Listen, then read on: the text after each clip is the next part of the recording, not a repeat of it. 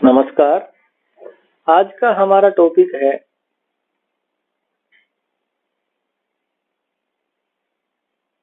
पूंजीवाद के विनाश के कारण।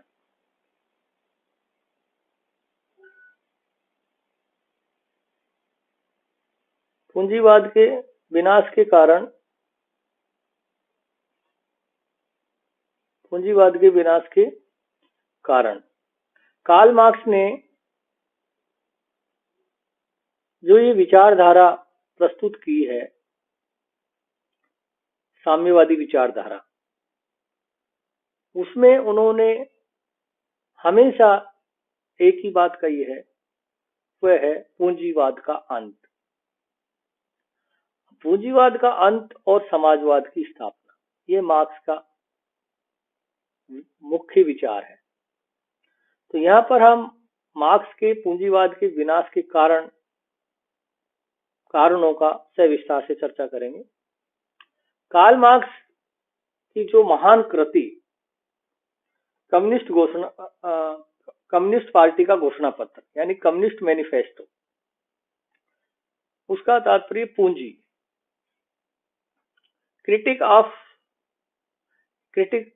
Of economy. तो यहाँ पर हम इसको इस तरीके से भी समझ सकते हैं कि मार्क्स ने पूंजीवाद के क्या क्या विनाश के कारण बताए। जो पूंजीवाद एक तरीके से खत्म होगा और साम्यवादी विचारधारा आने वाले समय में एक स्थापित होगी। तो उसके लिए उन्होंने जो कारण बताया, उसमें कार्ल मार्क्स ने पूंजीवादी व्यवस्था के विनाश के कारणों का उल्लेख किया, उनके विचार व्यक्त किए और पूंजीवाद स्वयं सर्वहारा वर्ग को लड़ने के लिए एक तरीके से यंत्र प्रदान करता है। श्रमजीवी वर्ग क्रांति करके अपना शासन स्थापित करेगा और धीरे धीरे पूंजीवाद के सभी लक्षण समाप्त हो जाएंगे। आपने पूंजीवाद के विनाश के निम्नलिखित कारणों का उल्लेख किया है। तो इनकी ये कहा था कि जो पूंजीपति है, वो उनका जो यंत्र है, जो हथियार है, वो स्वयं सर्वहारा वर्ग को प्रदान कर रहे हैं। अब वो हथियार क्या है, जो वो आने वाले समय में उनके विरोधी हो जाते हैं और उनके विनाश के कारण बनते हैं, पूंजीपति के विनाश के कारण बनते हैं। जिसमें पहला है ये अतिरिक्त मूल्य, सरप्लस वैल्यू। मार्क्स ने कहा है कि पूंजीपति श्रमिकों के श्रम के द्वारा अधिक से अधिक अतिरिक्त मूल्य को प्राप्त करने का प्रयास करता है। अतिरिक्त मूल्य क्या है? तो यहाँ पर मार्क्स बताता है कि अतिरिक्त मूल्य वह लाभ है जो श्रमिक द्वारा उत्पादित माल को वास्तविक मूल्य और उस माल के बाजार के माल के अंतर के रूप में होता है।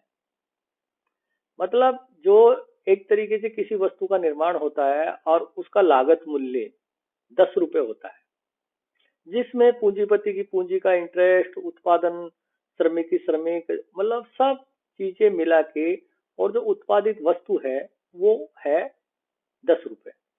उसके बाद में जब उस उत्पादित वस्तु को ले जाके मार्केट में बेचते हैं, तो मान लो वो 10 की वस्तु 20 रुपए में बिकती है, तो जो अतिरिक्त मूल्य क्या हुआ? 10 रुपए, क्योंकि उसका लागत मूल्य 10 रुपए था, वो मिल गया। उसके बाद में प्रॉफिट 10 रुपए और मिल गया। तो मार्क्स कहता है कि जो ये 10 रुपए अतिरिक्त मूल्य है, उसको पूंजीपति स्वयं हड़प लेता है, जबकि ये जो अतिरिक्त मूल्य है उसमें पूंजीपति के साथ साथ श्रमिक वर्ग का भी अधिकार होता है। इस अतिरिक्त मूल्य को उस श्रमिक वर्ग को भी मिलना चाहिए।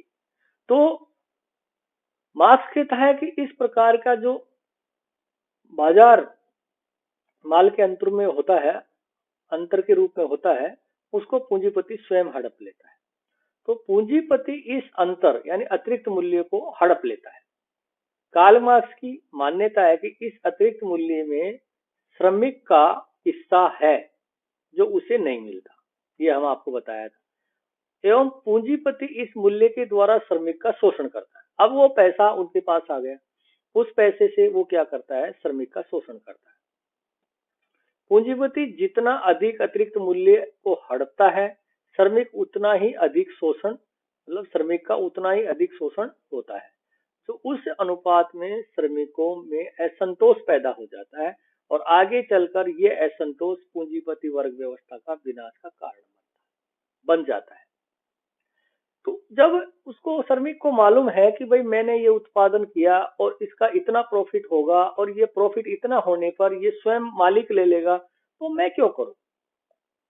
तो वो क्या है, उत्पादन प्रणाली पर भी फर्क पड़ता है और दूसरा वो जो मालिक के प्रति उसका असंतोष बढ़ता हुआ चले जाता है और एक तरीके से आने वाले समय में वो, मार्क्स कहता है, वो विनाश का कारण बनता है। इसके बाद में व्यक्तिगत लाभ के लिए उत्पादन, production for individual profit. Marks का मत है कि पूंजीवादी व्यवस्था में पूंजीपति वस्तुओं का उत्पादन अधिक से अधिक व्यक्तिगत लाभ प्राप्त करने के लिए करता है। उसके सामने समाज के हित या उपभोग का आधार नहीं होता है। इससे समाज की मांग और उत्पादन में असंतुलन पैदा हो जाता है। वह अस्थायी आर्थिक संकट पैदा कर देता है जिससे श्रमिकों को हानि होती है और श्रमिकों में निर्धनता बढ़ जाती है और आगे चलकर पूंजीवाद के विरुद्ध संघर्ष पैदा होता है। वो माल का प्रोडक्शन ज्यादा करवा लेता है और उसको मार्केट में ऊंचे दाम प्राप्त करने के लिए स्टॉक करके बैठ जाता है। जब प्रोडक्शन और श्रमिक में ये चीजें देखते हैं कि हमें कम मेहनत या कम मजदूरी देने के बाद में प्रोडक्शन ज्यादा हो जाता है और वो मार्केट में खपता नहीं है क्योंकि उसकी रेटें बहुत ज्यादा होती है, तो वो बेरोजगार बैठ जाता है और उस तरीके से उसमें संघर्ष होने की पूरी संभावना होती है। तो व्यक्तिगत लाभ के लिए हमेशा उत्पादन करना, ये भी उनके एक विनाश का कारण। तीसरा है विशाल उत्पादन और एकाधिकार एवं पूंजी का संचय। तो यहाँ पर मार्क्स ने कहा है कि पूंजीवाद के विनाश के अनेक कारण हैं, जिसमें पूंजीपतियों का एकाधिकार या पूंजी संचय के साथ साथ विशाल उत्पादन प्रमुख है। पूंजीवाद फैक्ट्री प्रणाली पर आधारित है। फैक्ट्री प्रणाली में उत्पादन की गति तीव्र होने के कारण उत्पादन की जितनी अधिक मात्रा में चाहे किया जा सकता है। तो ये कहने का तात्पर्य ये है कि एक विशाल उत्पादन, एकाधिकार, पूंजी संचय, ये जो प्रवृत्ति है ये भी एक पूंजीपति को विनाश का कारण बनती है। तो इससे क्या होता है, सरवारा वर्ग की जो एकता है और संगठन को पूंजीपति वर्ग बढ़ाता है और यही आगे चलकर पूंजीपति वर्ग का विनाश करता है। इसके बाद में आर्थिक संकट, इकोनॉमिक क्राइसिस। मार्क्स कहता है या कि पूंजीपति अतिरिक्त मूल्य, व्यक्तिगत लाभ, उत्पादन व बाजार की प्रतिस्पर्धा आदि के द्वारा समय समय पर अनेक आर्थिक संकट पैदा करते हैं। पूंजीपति धन का अधिक से अधिक संचय करते हैं जो श्रमिकों में गरीबी बढ़ाता है, श्रमिकों में बेरोजगारी में वृद्धि होती है, काम के घंटे बढ़ जाते हैं, उनको श्रम के बदले कम वेतन मिलता है। ये सब समाज के बड़े वर्ग या श्रमिकों में अनेक आर्थिक संकट पैदा करता है। अधिक उत्पादन होने से बाजार में उत्पादित वस्तुओं की मांग कम हो जाती है। पूंजीपति ऐसी स्थिति में अपनी फैक्ट्रियां, कल कारखाने, औद्योगिक केंद्र आदि बंद कर देते हैं। तो इससे श्रमिक बेरोजगार हो जाते हैं और घोर आर्थिक संकट पैदा हो जाता है। तो उनमें पूंजीपतियों के विरुद्ध असंतोष बढ़ जाता है।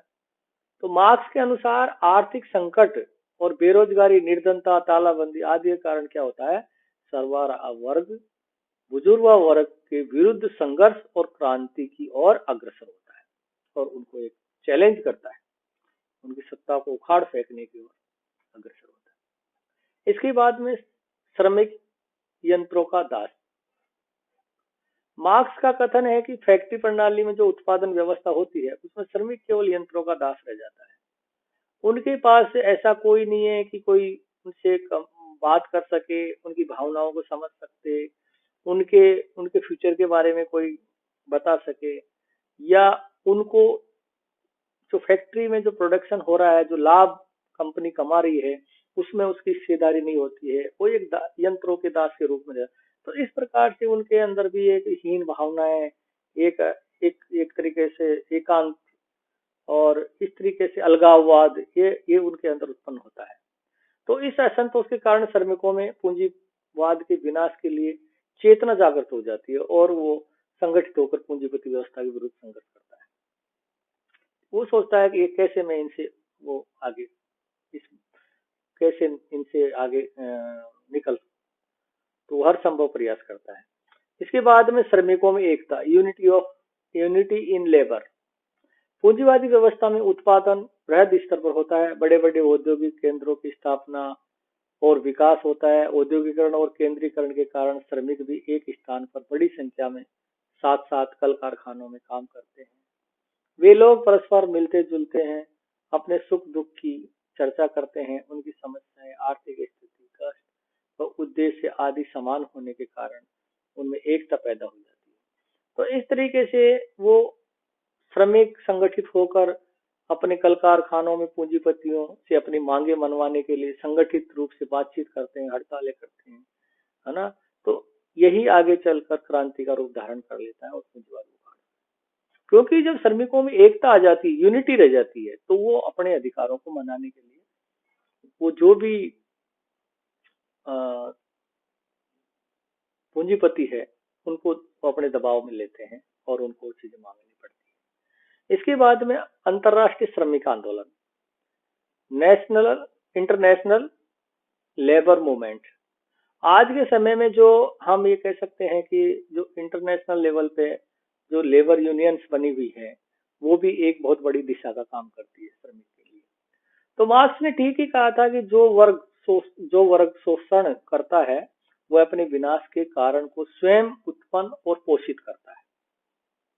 जो शोषण करता है, क्योंकि हमेशा शोषक वर्ग का हितैषी शोषित वर्ग नहीं रहा है, क्योंकि वो जानता है कि ये मेरा शोषण कर रहा है, मैं इससे कब मुक्ति प्राप्त करूं, और ये यदि रहेगा तो मेरा शोषण होता रहेगा, तो मुझे इसका विनाश करना ही होगा। और शोषक वर्ग का शोषित वर्ग विनाश करने पर सिर्फ और सिर्फ यदि वो